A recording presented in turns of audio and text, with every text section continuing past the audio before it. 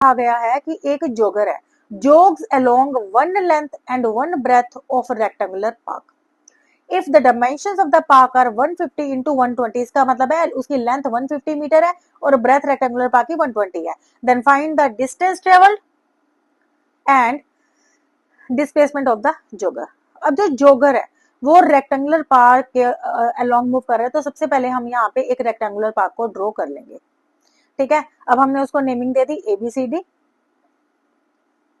अब नेक्स्ट उसमें उसके डायमेंशन दे रखे हैं कि लेंथ 150 है, तो मतलब AB की वैल्यू आ गई 150 मीटर. इसी तरह ब्रेथ 120 मीटर है, तो BC ब्रेथ है वो आ गई 120 मीटर. अब हमने निकालना है total distance travelled and displacement of the joker. ठीक है, अब देखो उसने सबसे पहले हम डिस्टेंस निकालते तो कितना डिस्टेंस कवर करा.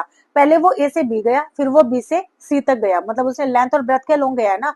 तो हमारा टोटल डिस्टेंस कवर कितना आ जाएगा, टोटल डिस्टेंस कवर्ड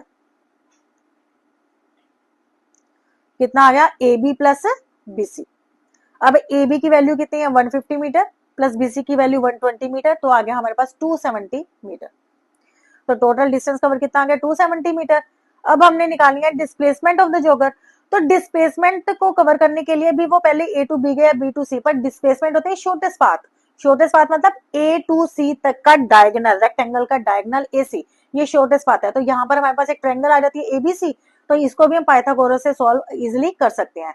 तो उसके अकॉर्डिंग हमारे पास ये आ जाएगा AC square is equal to AB square plus BC square.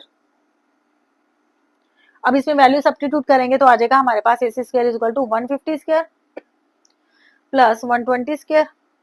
अब 15 का जो स्क्वायर होता है वो होता है 225, तो आ गया 22500. और 12 का होता है 144, आ गया 14400. अब इनको जब हम ऐड करेंगे तो आएगा 5496 एंड 300. तो यहाँ पर हमारे पास AC स्क्वायर की वैल्यू आ गई इतनी, और इसको AC की वैल्यू निकालेंगे तो रूट कर देंगे. अब हम 369 के जब वो फैक्टर बनाएंगे आएंगे 9 इंटू 41. ठीक है, अब 9 का रूट होता है 3 और 100 का आ जाएगा 10, और अंदर हमारे पास क्या रह गया अंडर रूट 41. तो इस तरह से हमारे पास जो AC है, जो शॉर्टेस्ट पाथ है, ठीक है, मतलब कि जो डिस्प्लेसमेंट है वो हमारे पास कितनी आ गई AC equal to 30 under root 41. तो total displacement covered is equal to 330 root 41 metre.